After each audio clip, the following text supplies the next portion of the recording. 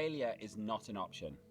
That's why we're doing this series of webinars for the next 100 days. 100 days of webinars. This webinar is going to teach you what you should do in your first 100 days in Office to secure your environment. Whether it's disabling macros in Office, Just getting rid of all your PCs and replacing them all with Macs. or deploying application whitelisting. At the end of the 100 days, we're going to give you all the steps you need to make your environment a lot more secure Than when you started. And at the end of it, we got a special treat that's going to show you how you report on the scorecard. We're going to do what, 1 hour a week? A couple of hours homework maybe as well. Join us May 13th, 11 a.m. Eastern Daylight Time. And for the next 15 weeks. 15 weeks or 100 days, and we're going to show you how to get secured. Register now at ThreatLocker.com/100 days. Good morning, everybody. Thank you for joining us today on our first of a series of webinars, 100 days to secure your environment without tanking your approval rating. And that's going to be the #1 objective. Thank you for joining us. It's going to be an interesting, I think, 15 weeks where we're essentially going to go through what you would probably do if you started a job. So me and Rob put our heads together. We sat down and said, if we were starting a new job as a CISO today, if we were starting a new job as a head of IT, what would we do in our first 100 days to make sure that we don't get our ass handed to us? So Rob, thank you for joining us again. Thank you, Danny. Also, what would you not do? I Not, think is equally important. yeah, what would you not do? The good news is we managed to save ourselves from an epic failure today. Rob nearly got to use his Mac, but it didn't work. Excuse me, the Mac was fine. The Mac was good. Apart from it didn't work. It was a people problem. Okay, people. Okay, so essentially, this is going to be probably the most boring of the episodes because what we're going to do is we're going to talk about really preparation for the rest of the stuff, because our goal is to not break things, is to not stop things from working. So we want to prepare as much as possible. So we're going to go through some of the easy wins you can do on your first week in Office, and then we're going to go to stuff where you can start reading data. Maybe if we can bring up our slides. Okay, so our goal over the next 100 days is simple: stop as many cyber attacks as possible. I would change that. I'd say stop all cyber attacks. That would be nice. Yeah, not, So- not as many as possible. Let's stop all of them. So I think we have to define what is a cyber attack too, because if someone gets into one person's email or someone leaves their phone in the bar, technically that's a cyber attack. Fair. So I think, but if we can stop any cyber attack that's going to put you out of business, that would be a good, Yeah. Okay. a good goal. The second thing is make the life for cyber criminals as difficult as possible, because when they're trying hard, they're not attacking people. So let's make their life really difficult. And we don't want to kill the IT department's approval rating. Definitely not. So that's our objective over the next 100 days. Okay, first thing we want to do, the most boring thing, is define a test group. Who is a group of users? Everything we're going to do is relatively low risk, and we're going to do it in a way where we're testing and we're making sure nothing breaks. But we want to make sure that we test everything before we go and push it to the entire organization. So Can I suggest a name for the test groups? probably not. Can we call it the guinea pigs? I suppose. There you Okay, go, the guinea cool. pigs. Now, the test group, Interestingly, guinea pigs like donuts. guinea pigs like everything. I don't know. The guinea Maybe pigs they like donuts? I don't. do. I assume they would. Everybody likes donuts. So I'm going to show you literally, if you're using ThreatLocker, how you should create a test organization. Because the way we would recommend you do it is you actually create an organization under your ThreatLocker account. That organization will be completely autonomous. Any changes you're going to make will be applied to that organization first. And if all goes well, they can be applied to the other organizations. But buying donuts isn't a bad idea, because if you do upset someone, if you do block macros and they were using macros for their very important spreadsheet, Well, let's face it, buying donuts is never a bad idea.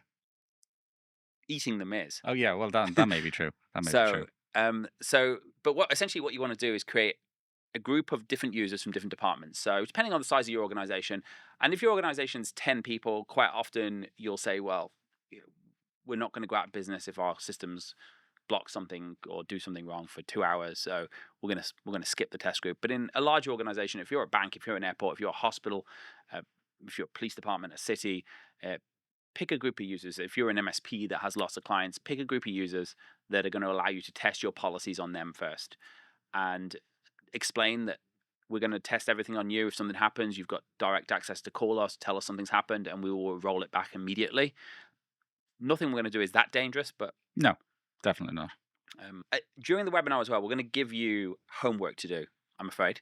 That means we're going to give you 2 hours of work to go away and say, well, what should we do over the next week? And then next week, we rely on you doing that homework because it goes to the next session. Everybody loves homework. Yes. Okay, so test group should have a few people from each department. So if you think about a company like ThreatLocker, we've got a support department, we've got a dev department, we've got a infrastructure department, sales department, solution engineers, apps department, biggest department in the company. I nearly forgot about them, or labs as they're called now. And essentially, pick a couple of people in each department. That way, if something goes wrong, you're not going to take out an entire department. You're going to take out a few people in that department. Interesting fact, we do that inside ThreatLocker. Whenever we push a new build, we don't push it out to the entire planet at once. We push it out. First thing we do is push it out to a group of staff inside ThreatLocker, and then we push it out to the rest of ThreatLocker. This is after it goes through QA and everything else. And then we slowly push out to our beta customers, our accelerated release customers, our regular release, and our slow and steady. So doing it nice and slow stops your blue screen in the planet as well. Well, sorry. Ironically enough, James just mentioned that's where another company dropped the ball. They should have bought everyone donuts. That would have been a big donut bill. It sure would. Dunkin' Donuts stock price went through the roof. Okay, so choosing our test group, step one. The next thing is we want to start collecting data on the test group. And we want to know what's happening in these environments. And these are really useful indicators because this allows us to see what is normal behavior so we don't block good behavior. The first thing we want to see is file activity. So and of course, you can deploy the ThreatLocker agent to do this, but there are other agents you can use to get the same information. But you need to get this information from some agent. If you deploy the ThreatLocker agent, the moment you deploy, it's going to show you that. And we'll quickly show you how you do that in a moment. But file activity, you want to know what files, what documents are being read, what USB drives are being used, what network shares are being used in your environment. The next thing you need to know is all executions in your environment. Every time programs are open, DLL scripts, files, everything else, because we're going to need this to decide what should be allowed to run, what shouldn't be allowed to run. Elevations. Over the next few weeks, we're going to take away admin rights. But before we take away admin rights, we want to know who is running programs as an admin. So and a log of elevations and also network activity. Now, we think about low risk stuff, but interesting I say problem we've had over the last week with a speaker or something on a network that's broadcasting and causing issues with certain UDP policies. And we haven't got to the bottom of what it is, but some kind of sound broadcasting UDP causes problems. So when we think about low risk, it's always low risk until it isn't low risk. Even something as simple as plugging a Bose speaker into your network can make things break.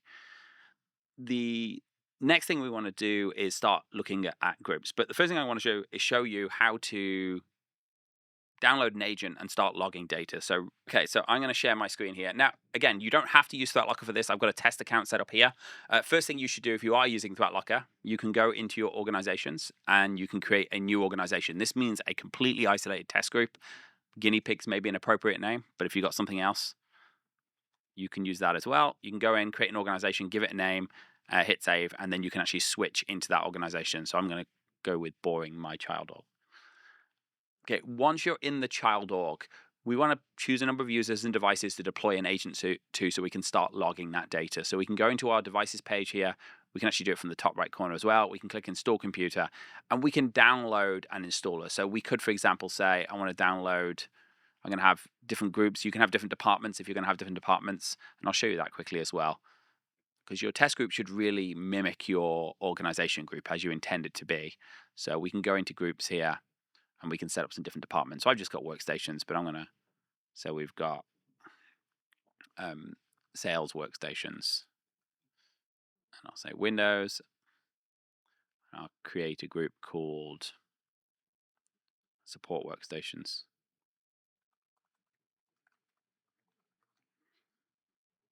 And hit save on there.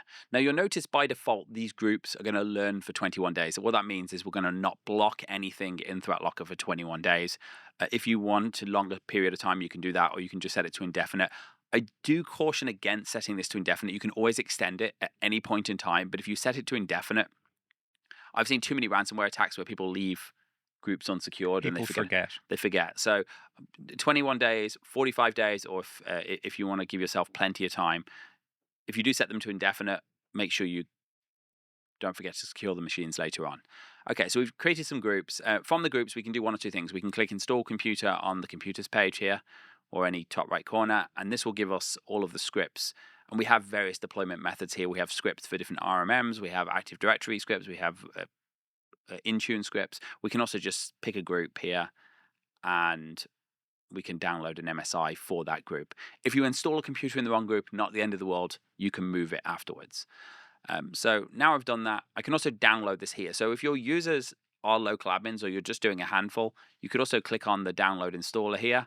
And you can actually send this link to somebody. So they don't need to be an admin to log in and download that installer. So if you want to send it to some of your co-workers in the IT department and they've got admin rights, you can just send them that link and they can click download directly.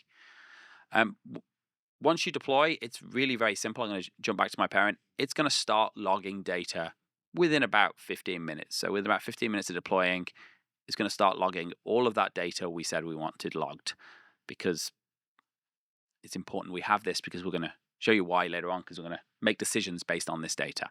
So first goal is pick a test group, get an agent. If you don't want to use ThreatLocker, as long as it meets those 4 things and you've got a log like this, that's the most important thing. Get a log and see what's happening. Okay, if we can go back to the slides. Just a couple of quick questions.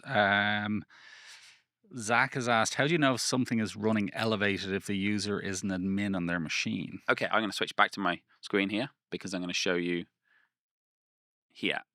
And we're going to look at this more next week, because one of the tasks is going to be next week, figuring out what is running elevated. We can go into the unified audit here, and we can just hit search, and it will show us every time I've opened an elevated program, whether I ThreatLocker assisted, so in this case ThreatLocker assisted, or whether it was just a request and then wasn't, even if it wasn't allowed to elevate. You can see everything that's happening right here from the log. So you can pull this report, and we're going to look at this next week as we start taking away admin permissions as well.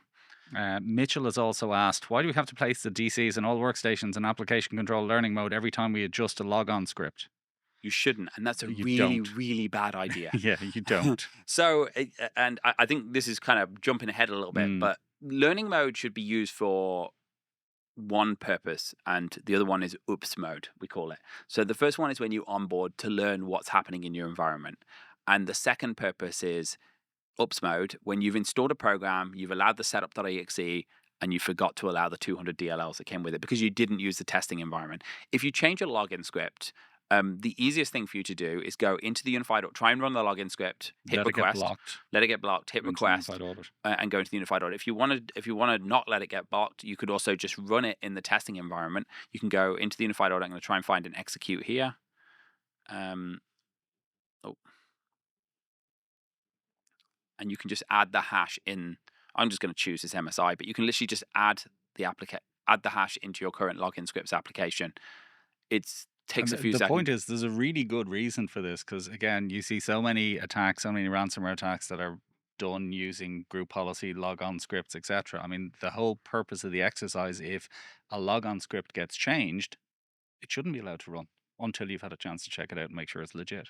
Absolutely. It is a huge, and we were talking about cyber attacks, small ones versus major ones.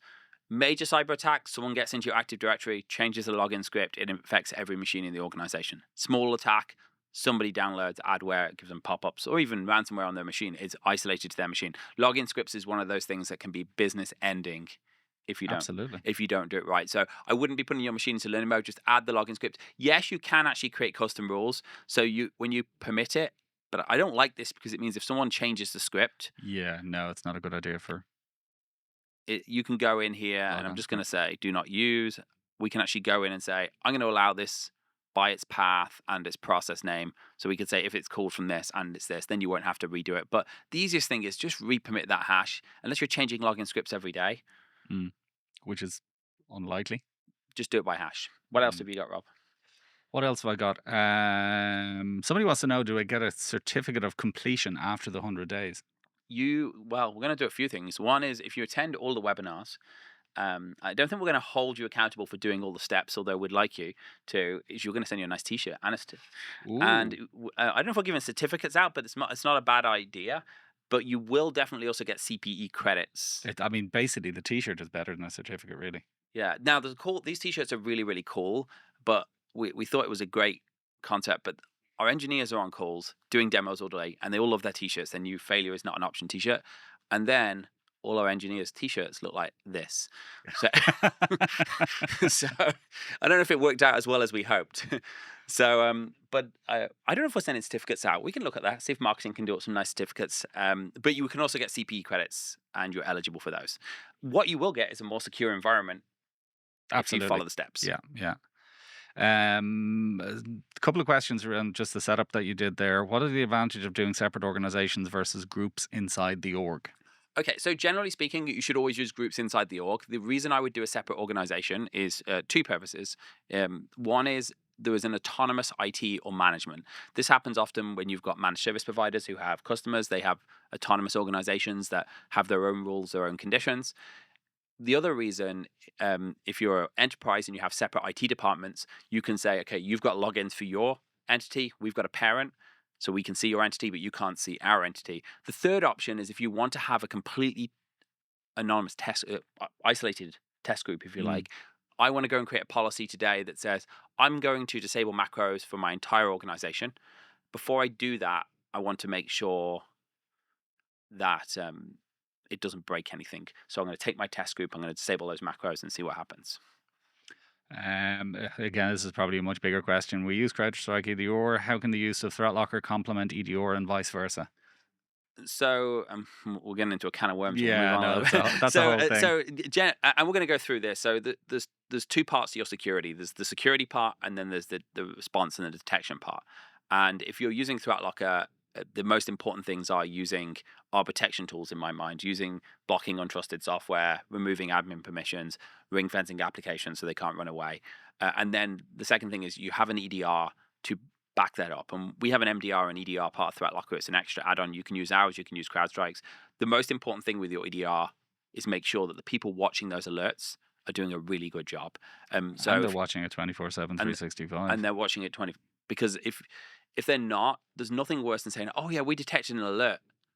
And you say, well, great, but my files have all been encrypted. We call our MDR team the configuration police, because 90% of what they do is call customers and say, hey, did you know you've got RDP open on the internet, or someone's running TeamViewer on your machine? So you shouldn't really have real alerts from your EDR or MDR if you've locked down your system properly. Sherry has said, Danny, thank you. You guys are talking fast. Do we need to? I'm going to listen to this a bunch of times, or will there be a checklist follow up? So apparently, you're talking too quickly, Danny. Basically, we're going to need a translator. So I think it's your accent. Yes, I was talking to my daughter the other day in the office, and one of the developers thought we were speaking in a different language, so I have to slow it down. Queen's English. Okay, so let's go back to the list, because we've got this agent deployed. We're logging data now, and the next thing is we want to start saying what other easy wins can we do in the first week without upsetting users. And this is a real easy win, and it might not sound like a big issue, but the amount of cyber attacks we see where somebody got onto a machine at night and the machine wasn't locked, I would say, and then you've got things like Screen Connect. Someone got into a Screen Connect account, they got in, they logged in, they moved around the network. Just having users lock their computer when they walk away can make a huge difference in the probability of a cyber attack running. So putting a screen lock is really, really easy. Doing it on your, I'm not even sure this is, I'm not going to say don't do it on the test group first, but it's one of those things that's really, really low risk. Making screens. There is a practical recent example of this. So you remember that PowerShell script I gave you a couple of weeks ago, the one that takes screenshots and uploads them? Yes. The background to that is it was the CEO of a cybersecurity company. Now it's an ongoing legal case, so we're not going to get into any of the specifics of it. But it was two machines in a hospital waiting area that he basically ran this PowerShell on. One of them he just walked up to and jiggled the mouse, and he was in. So it's a perfect example of why screen locking is important. He literally just walked up, jiggled the mouse, popped a bit of PowerShell in, and all of a sudden data was getting uploaded. Well, he plugged a rubber ducky in. Well, did he plug a rubber ducky in? No, it didn't need to. Oh, okay. He literally just typed in the PowerShell. Oh, he typed it in manually. So, and for those who know, Rob's got a new rubber ducky script, which will literally take screenshots every minute and upload them to a Google Cloud account. So that's where I got it from. Basically, he actually posted the PowerShell in an explainer post on He's now LinkedIn. going to jail. Yeah, I don't know. Ongoing legal case. Not going to comment one way or the other. But yeah, it's pretty cool. So really simple. Now, it might seem like low risk, but one thing I'll ask you to think about where we messed up when we put our screen lock policies in place is we have monitors in our lobby, in our reception area, when you come into ThreatLocker that welcome customers and have testimonials, and they're on loop. They don't have any access to anything important, but they suddenly locked. So don't forget about those devices that shouldn't lock, and make sure you do exclude them when you put the I lock think that's policy in. called unintended consequences. Yes, because while users' machines should be locked and servers should absolutely be locked, Hmm. those displays that you have in the front desk area maybe shouldn't be locked. And Or shouldn't be in this test group. if you're in airport, um, that could be a real bad day if you locked all the screens that show us Yeah, flight information. yes. So be careful when you do it, but think about those other screens. But it's really simple. If we can pull up the PowerPoint again, and we'll see if we can go to the next. Couple of ways you can do this. You can do this in group policy. You can create a GPO. The instructions are here. We are going to publish blog posts today, hopefully, if not tomorrow, and we're going to email those out with a list of what we discussed today to answer the question about us speaking fast. But if you're using ThreatLocker, you can go in, you can create a configuration manager policy, literally go into configuration manager on the left side, click new policy, set password protected screensaver, and just slide it over, and it will lock the screen automatically after whatever time is defined. And if you do make a mistake and you realize the machine is wrong, you don't have to go out to those machines in ThreatLocker. You can literally, it'll take a few minutes. You can go into create a new policy for that computer, set it to lock indefinitely. So you can undo that action pretty easily as well. So small win, but could have big impact. Okay, this is another one. Again, it feels like this shouldn't cause you any major false positives. So essentially, Windows has a built-in keylogger component, and very useful feature if you want to steal passwords and get people's data. But one of the risks is obviously someone putting it on your machine, enabling it, collecting data from users, exfilling that data. You can enable a policy. Again, it can be done in group policy. It can be done in ThreatLocker as well. Do you know what it's called in Windows? Go on. Getting to know you. Seriously, it's called getting to know you. Doesn't that sound really nice and fluffy and couldn't possibly be bad? Well, That is it's a very keylogger. accurate. Mm-hmm. So disable it. I feel like this isn't going to cause massive issues, and I would probably take a risk and do it across an entire organization. But again, test groups are there for that reason. But then Windows won't get to know you. Okay, so disable the keylogger. Easy win. Not going to make it upset anyone. Now, this one could really, really save your backside. Register some domains. This one's going to cost you some money. $10 on GoDaddy, unless you've got one of those .pro domains or something like that. Did you know you cannot see the difference between a capital I and a lowercase l? So if you had the domain threatlocker.com and you went and registered threatoinker.com and then set up an SPF record, DKIM, you could email anyone from that domain. It would say it was a validated user. Nobody will know the difference. So if you've got especially I's and L's, register the alternatives. If you have two L's in your domain, it kind of sucks because you have to now register every possible alternatives. Zeros as well aren't as big a deal because they're harder to spot, but it's $10. So definitely want to do register those domains as well. And if I was starting a job, it's the first thing I would do because you don't want somebody else registering your domain names. And yes, we registered them before. Well, not necessarily your domain name, something that looks like your domain name. Yes. Next thing is we want to document your USB drive use. Now you'll notice the agent we pushed out is going to log all USB traffic, and I'll go back to my screen to show you how to look at that. But we don't really need to look at it for another week. But I'll go into my screen if we can. And in this unified audit, you'll be able to start seeing we've got various different filters here. And a little tip, you can save filters as well. If anyone's checked out the search in the last month, it's unbelievably fast compared to how it was. So if I go, interface equals USB. And if we've got sub-organizations, we can search here. We hit search, and it'll show us all of the USB usage in our organization. Now, unfortunately, I don't have any to show you what it looks like, but I'm going to show you just something else because it looks almost similar. Close that down. go into my action type and go right.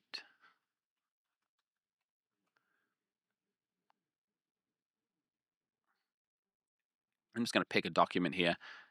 This is essentially what a USB log will look like. The only difference is it'll say, instead of NVMe, it'll say USB. It'll show you the serial number of the device. It'll show you whether the USB device is encrypted. We're going to need this in future sessions because we're going to want to know, are you using unencrypted USB drives? Do you need to allow them? Can we block them? Especially if you're in the healthcare industry where it's required to block unencrypted data, portable storage. Just to mention as well, I mean, if you are some kind of a masochist, there is ways of doing this in Windows. So you can set advanced security audit policies in Windows that will theoretically log, I mean, everything from logons to auditing file systems and file shares and all that kind of stuff. But good luck figuring out what's going on based on tens of thousands of event logs, Yeah, realistically. Windows will let you do it free. Well, I use the word free. It's going to, It's free for a reason. and actually, if you're not a ThreatLocker client, you can just get a free trial of ThreatLocker and you can get all these logs anyway, and then you can just Well, uninstall at the end the of it. fun thing about it was, so obviously Microsoft have this. It's not enabled by default. So what happens if you have a data breach or something happens and you go, oh, I'm going to have to find all these logs in the event log. None of them are there because you need a time machine to go back in time before the breach to turn on advanced auditing and logging in Windows. So then you'll have the logs you needed. When was the last time you opened the Windows event log? Probably yesterday. Probably yesterday. Yeah, realistically, it was yesterday. And even without those on, it's no, it's impossible. It's impossible. It's very, very slow. It's too much So data. you can do it. It's not There are presentable. also other tools, but having that log is really important because if we want to go out and block USB drives, we need to know exactly who we're going to upset. And we may decide that it's not worth upsetting certain users. And we may decide we're going to put other policies in place. For example, when we get to the blocking USB drive section, we're going to offer alternatives. So we're going to say, hey, our marketing department regularly copy PowerPoints to USBs when they are at trade shows so they can give my PowerPoint that I changed 5 seconds before getting on stage to somebody. How do we allow the marketing department to copy PowerPoint without exposing the company? So you can do things like put a limitation. You can copy up to 5 files in a day that can only be PowerPoint files. So there's a whole bunch of different options, but knowing what people use them for allows us to create those options.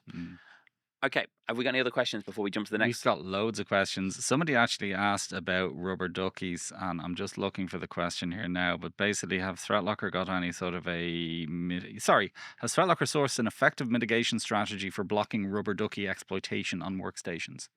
So ThreatLocker, and the thing about rubber duckies is they are not USB device. They are USB devices. They're not USB drives. So therefore, portable storage will not block them. ThreatLocker takes the assumption that the keyboard plugged into the computer, because the rubber ducky just presents itself as a keyboard, is a vulnerability in the system. So our goal is to harden the system and assume it can't be used. So pretty much every malicious rubber ducky script I've come across does things like use PowerShell, use regserve, use just run DLL, use built-in tools. It's not so much about mitigating the ducky itself. It's about what happens next because when the ducky's connected. And you can go through and block all the serial numbers of your duckies, but then someone changes the serial number. Correct. There is actually an interesting mitigation strategy, which is something one of our most excellent guys in Ireland, Seamus, suggested, which you can actually, there's a registry key to block Windows key or. So you know the run, which is normally the first step of a lot of these ducky attacks. You can technically block that using Configuration Manager. I don't know if I like that mitigation strategy. It's a way of stopping duckies from GUI ORing. You can also put glue in the ports. Well, that's true. That's true. That's true. So I think the trick is not to focus on blocking the ducky because, as you mentioned with that CEO of the hospital, they just ran the script on the machine because it wasn't locked. But actually figuring out that, hey, the keyboard is our vulnerability anyway, whether it's a ducky keyboard or whether it's something else. Okay, what else have we got that's interesting? That was from Craig Moore, by the way. I know you all mentioned setting up new orgs instead of groups, but for part of the test environments. But would you also recommend this to an MSP with 200 plus organizations? That's Larkin. Hi, Larkin. So if you've got 200 plus clients, and I think you need to look at your clients of what are the size of the clients, because most of your clients are probably running the same software and the same security software and the same, because MSPs tend to recommend what their clients use. So what I would do in that case is I would actually say we can either use a group or we can pick a customer. So if you've got 200 clients with 10 to 20 employees, it's better to say, well, we're going to see if we've got customers who are willing to be the guinea pigs, Hmm. or maybe we'll choose a couple of people from each org, and we can do them as groups in those circumstances. If you're dealing with, if one of your clients happens to be a hospital that has 1,000 laptops, this is where you start saying, I'm going to treat this one separately because they've got different software to the rest of my users. And, in ThreatLocker, we spend a lot of time trying to figure out how do we make sure we don't break our customers' software. So, for example, we're in the middle of procuring a very expensive dental system because it seems to be very temperamentally and badly written. And we want to make sure every time we push a build, we test it with that software. But if you've got 200 dental offices underneath you and you're an MSP, making sure you test one of those pieces of software before you deploy any or make any software or make any changes it doesn't have to be every customer individually. Mitchell has also mentioned something, and this is probably going to lead us down another rabbit hole. But if you think getting to know you is bad, just wait until timeline shows up. I had a conversation with a customer this morning about Windows Recall. You've presumably heard about Windows Recall, where basically everything you do on your computer is logged and stored and probably available to hackers. And to the government. Well, yeah, that's true as well. Anyway, the question was, can we block Windows Recall? Now, long story short, it has been ARM only. It is apparently coming to Windows. So, yes, we will be able to block Windows Recall. But Okay, privacy nightmare. let's go on to the next slide. Okay, so we've got lock screen, we've already done. Turn off Windows keylogger, document USB drives. Another easy win. Port scan of the outside of your network. Again, low risk. This one's a little bit harder because you can't really choose a test group. But I feel like if your network's going to go down from an external port scan, You've got bigger problems. you've got big. It's probably already gone down because the outside of your network is being scanned all the time. I would say every week we probably have somewhere between 5 and 10 incidents where somebody has RDP open on their network or a port open and they weren't aware it was there, and somebody got onto their server and the MDR team calls them and say, hey, someone's on your server running Mimikatz. Do a port scan. It doesn't cost much. Go hard. You're going to have to do it from an external, either an LTE connection. It doesn't cost anything. I've been for many, many years using a thing called Shields Up, which is a free service online. And basically, you just go to the website and it does a scan of whatever device is connecting to it, or Can you whatever specify a networks. range though? You can specify ranges. You can do common ports. You can do file sharing. You can do all service ports. You can do pretty much anything. It's free. It's excellent. It's extremely useful. So. Okay. So, and do we have anything else on the recommendations? Oh, we've got the macros. Oh, the document local admins, actually, we'll go to next. Okay, so local admins. We're going to talk about removing these, but we want to know what exists first. And the easiest way to do that is to, well, either deploy the ThreatLocker agent. If you deployed it, you'll be able to go into, and I'll share my screen if you don't mind. Elevation control. Okay, so if we go into elevation control here and you go into the menu, we have a local admin tab. So as soon as you enable elevation control, it's going to start reporting all of your local admins, their usernames. At last login is also reported here. We want to know. That's actually really important when things have last logged in, and it's surprising. And we're going to share the script as well, because you can also do this from PowerShell. Yeah. I had up on the screen a moment ago. Knowing about redundant admin accounts, incredibly important. I'm not going to quote stats because every stat is 70 to 90%, but a lot of ransomware attacks use old accounts that people didn't know existed anymore. So running this, knowing what local admin accounts you've got, and then eventually deprecating them. If you're using ThreatLocker, you can just delete them from here. It's also a really big indicator of a compromised environment. If you got weird looking admin accounts on machines that you didn't set up or you didn't know were there, then it's very often indicative that something is going on. So really important though, you've got a last admin login. If we can switch back to the slides. Okay, and there's a script here. We're going to share this afterwards. We're going to share a bunch of KB articles, blog posts, which show all of these scripts and everything we've talked about. Speaking of which, Peter is very stressed out. He said, someone asked if presentation slides will be available for download. You made a joke but didn't answer it. I'm writing like mad. Would rather have a download, yes or no? We will make the instructions available, whether the actual PDF will be available, but everything we've talked about will be in a list. with your homework Okay. I at hope the that end, and it'll be sent out by email makes today. Peter happy, and you don't need to scribble. Okay. And there was one other thing I wanted to talk about, which I'm going to jump back to my screen, show you, which is we want to disable macros, but I want you to put a policy in place first if you're a ThreatLocker customer, or even if you're signing up for a trial account. If you're not a customer and you want to just do a trial so you can get all this data, feel free to scan this QR code. I promise there's nothing bad in it. Or go to ThreatLocker.com and book a demo if you can't I scan mean, the QR code. if you can't trust the CEO of a cybersecurity company, who can you trust? Nobody. So book a quick demo and we'll get you an agent and a trial set up very, very quickly. And it doesn't cost you anything. There's no obligation. And we're going to walk you through these things as well. But I'm going to show you one more thing. So I want you to put this policy in place as well, because it's really, really important. Because one of the things we want to do on a future build is a future webinar is disable macros in Office. But before we do this, we want to not get canceled. So we want to make sure that we know who is using macros in your environment. So if you don't mind switching back to my screen, and if you go into ThreatLocker now and you go into the community, there is a featured policy, but if it's right here, it's called Office File Loaded Macro. So I'm just going to search for macro because it probably give me it anyway. And you'll see there's two policies here. One we'll use in the future. This policy allows us to disable macros using Configuration Manager, but this one here allows us to create detect alerts in the event that a macro is used. So essentially, very simple policy. It says if this DLL is loaded by Office or Word, it means somebody ran a macro in your environment. There's a bunch of MITRE ATT&CK framework information on there, but you can just go in here, click download. Now this by default is going to give you a warning. Oh, actually it's going to say severe. I would change this to warning. This means it will go onto your response center board. If you don't want it on your response center board, you could also put it as informational. And of course, you have other options other than creating an alert. You can send it, create a help desk ticket.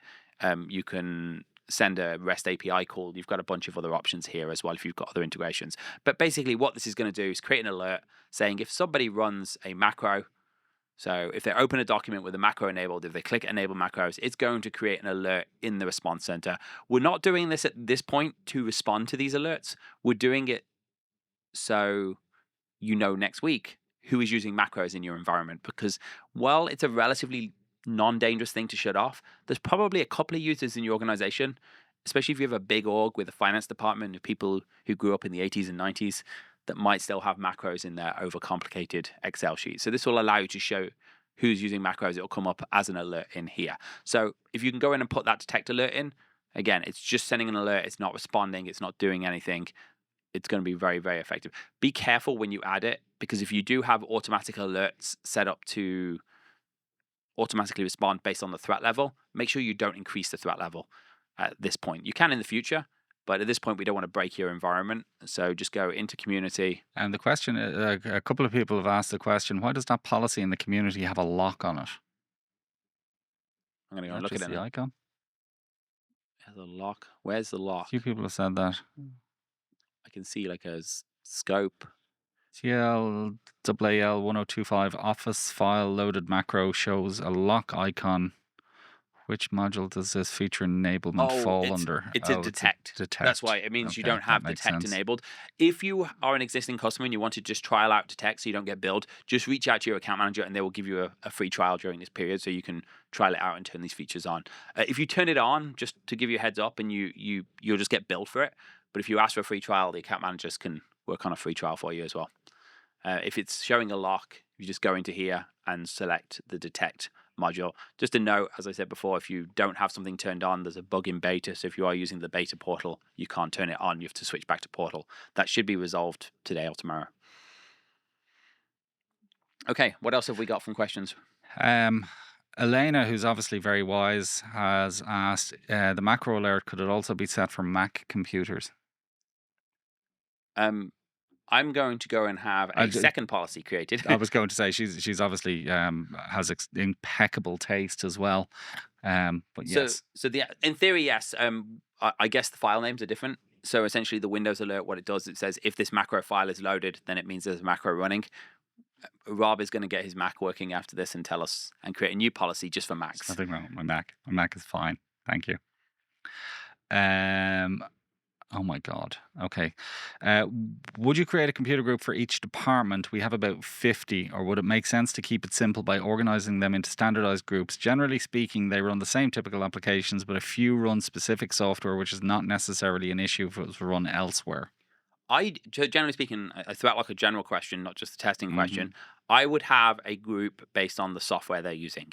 So in ThreatLocker, we have a G&A group, which actually covers most of the business because most people just use Zoom, Teams, Office, Chrome, normal applications. We then have a dev group because the devs use lots of specialized software, and we have a support group because they have some extra options. But I would try and keep the groups down As simple as possible, as sim- realistically. keep the structure as simple as possible because you can also approve at an individual computer level. So if you have a CFO that uses some financial management software and nobody else does, you don't have to go and put them into a finance group. You can permit software or set policies at the computer level as well.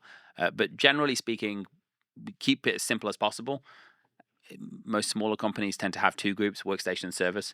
But if you've got a large organization, like we've got a dev group, very important, with lots of dev tools that are being run. Yeah, I mean, we've 600 staff, probably 5 groups, Yeah. So, realistically. Um, Aaron has just asked you to re-show where the view of admins and last logins is. okay, if you don't mind sharing my screen, and we'll go back to here. So if we go into elevation control, this will show you all of the logins from all of the local machines and when the last login was. And we've got filters on here. You can delete. In the future, we're gonna talk about this. This is really, really, really scary, and the amount of people that have really, really hurt their environment doing this. So be super careful if you're using this. This here is a policy that says remove all admins that don't match these Except, usernames. So what this will do is this will just go through and delete any admin accounts. Be really, really careful using this because guess what? It deletes your admin accounts. mhm. So really important. Be careful not to run this without understanding exactly what you're deleting. First, have a look at this. You can remove them manually from here as well. Mm. The main thing there is just to look at the last login that they used. Um, so anonymous attendee has asked if the policy for detect and block macros, but a member of senior management that wants to use a macro, can you exclude that one person or a small select group for accounting? Absolutely. If you go into Configuration Manager, and again, you can do this through Group Policy as well, or you can do it through ThreatLocker. But if you're in Configuration Manager in ThreatLocker, if I can find it, Config Manager, and you create a policy, so you could come in here and say, I'm going to create a policy for everyone to disable macros. It's just configure VBA. Okay, so I'm going to say here that we want to disable macros. This is backwards to disable enable policy macros cannot run. And I'm going to say this runs permanently across the entire org. And then I can create a second policy that says for this laptop, this computer here,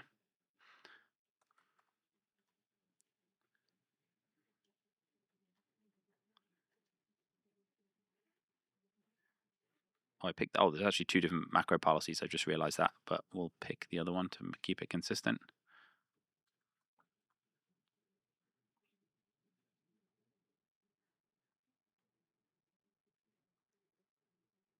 Macros can run, and we're going to apply this to just this. And I'm going to say run this before the other policies. So you'll see when this goes in there, this one is applied. Oh, it didn't run before, but I'll say -5 anyway. So, Basically, hierarchy is important. yes. And if you make a mistake, you can change them, hit deploy, they'll fix themselves. Mm. Small clarification. So Richard has asked, be good to have a disable for admin accounts instead of a just remove. That way they could be re-enabled if a problem. They're not removed. So we don't delete the administrator accounts. We remove them for the local administrators group. There is a Oh, yes. So difference. we don't disable the accounts. We don't remove the accounts. Delete them from the group. That's correct. Now, Tim has asked a really interesting question, which is, do you use ThreatLocker on development machines internally within your own ThreatLocker organization? How locked down are these development machines compared to your standard users group within ThreatLocker? Okay, so the answer is yes. If we didn't, that would be really, really bad. Very much we do. And I'm going to tell you where we are. I'm going to tell you where companies fall. So we are the most extreme lockdown on everything we do because we are paranoid, and we should be because we should be all paranoid because the reality is, and this was a little bit scary as well when I saw a Florida security company had accidentally hired a North Korean spy a few months ago, and it keeps me up at night. This stuff does. So Listen, who amongst us has not hired a North Korean spy? so the so what we do is we lock down all the machines, we stop all untrusted software, and developers who need to say work on the ThreatLocker tray, we set a policy that says your job, you work on a ThreatLocker tray. So you're allowed to compile the ThreatLocker tray, and you're allowed to run the ThreatLocker tray with any hash, because we know you're going to recompile 5-6 times in a day, as long as that hash was created by Visual Studio. So we said essentially created by policy. And then we're going to say that the tray can't talk to anything except this, this, and this. So we've locked it down super tight when it comes to developers.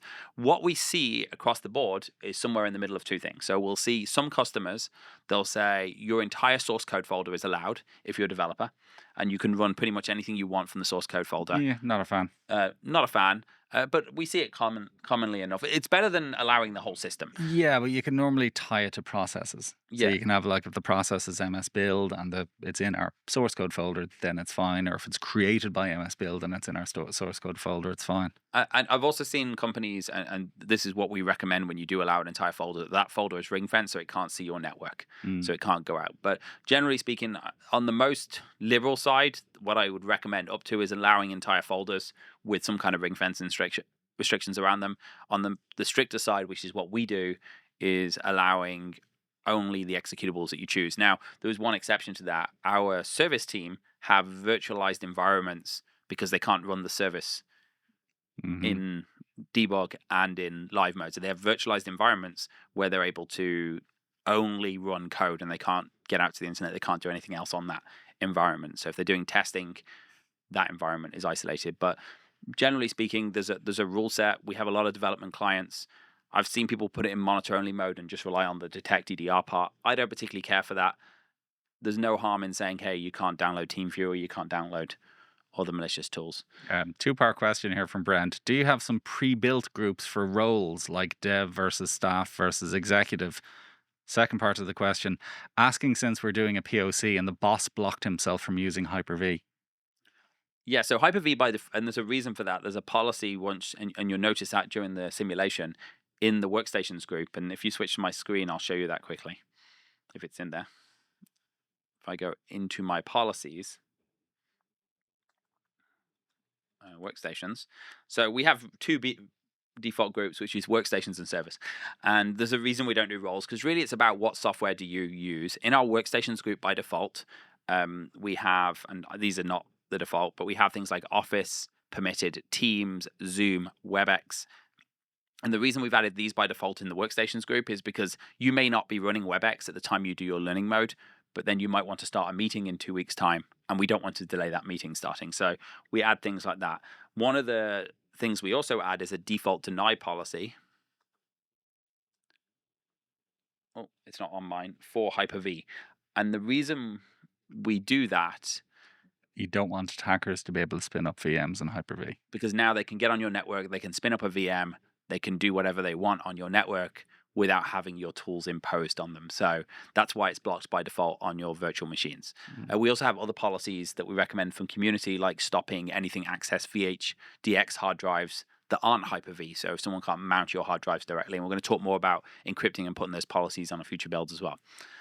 But we don't have dev because there's too many dev tools out there, and there's too many different companies that use tools. But what's going to happen is when you deploy, we're going to learn what's in the environment. We're going to show you what's in the environment. We're going to show you how many computers it runs on, and then you can promote them to group level, organization level as you feel fit.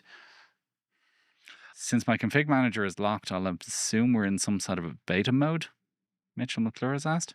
The config manager is pretty much every package we include now includes config manager, so it might just be not switched on. So if you go to organizations and just switch it on, do this before you do that though. So go into organizations, you can turn it on here, just check config manager here. Before you do that, just go into your billing page and check if there's any overage fees for it, because depending on what package you want, it might be included. We generally include in a lot of our packages. but just click on your quote, and I don't have a quote to show you, but it will show you price quotes. Oh, I do have one, just some test ones, but I'll just pick this test one here. And at the bottom of the quote, it will show you any overages for things you don't use. So in this case, it says this is included, this is additional, and this is just an example test. But if you do have a price on there that's ridiculously high, call your account manager. It will show you if it's included. But it should just be a checkbox to turn on. It's been around for a long time now. Cool. Jeff, is there a policy to block Windows subsystem for Linux? Yes, there is. Do you want to show the Microsoft recommended policies, the Allowlisting Microsoft recommended policies? Windows subsystem for Linux or Windows WSL. Linux? Okay. WSL. So if we go into policies here and go into application control and policies, and we ThreatLocker suggested policies, Yep. And then we're going to pick Microsoft. Yeah, right hand side you got Microsoft recommended as well. So if you just look for WSL, there's a bunch of good stuff in there. Maybe it's already added. Yeah, it's probably been added already. There is a bunch of really good policies in there. So things like MS Build, you want most environments, you don't need them for most workstations. So there's a bunch of good stuff in those Microsoft recommended. And part of these 100 days is we're going to go through these. We're going to show you how to simulate to see if your environment's going to use them, because we don't want you to block things that you shouldn't be blocked. So that's going to happen over the next 100 days. I think we're just about out of time. 11:58. Okay, well, guys, thank you for joining us today. We will see you again Tuesday, I think. Next Tuesday. We are going to email out the follow-up with the slides. We'll also, or at least a PDF version of the slides. We're also going to show you what we discussed today, so you can follow on. And hopefully next week you have more data logging, so you can see more information. A lot of things are very easy, and I want to encourage people to do as much as they can, but also just be very careful you don't jump too far ahead. If you jump too far ahead and something gets broken, we don't want your users to be upset with them. We don't want them to be mad. So please look out for our next webinar next Tuesday. Thank you, Rob. Thank you, Danny. Thank you all for joining us.